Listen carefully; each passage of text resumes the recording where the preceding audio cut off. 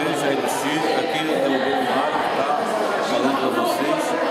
E eu desejo nesse momento a alegria de saber que vocês também fazem parte nessa comunhão com o Ministério Novo do São. Me alegramos aqui no Brasil, no Rio de Janeiro, na cidade de Guaratiba. A alegria de estarmos aqui com o pastor Rolfo e a sua esposa, a pastora Malvina. Eu quero deixar um versículo para vocês que diz assim: alegrei-me quando me disseram, vamos à casa do Senhor. Da mesma forma, esse versículo fica para vocês aí no Chile. Não sei qual é a cidade, qual é o bairro, mas tem vocês aí que venham se alegrar quando vocês venham ser convidados para estar na casa do Senhor. E na casa do Senhor é local de oração, comunhão, comunicação com o Senhor. É local que possamos nos expor ao Senhor Deus.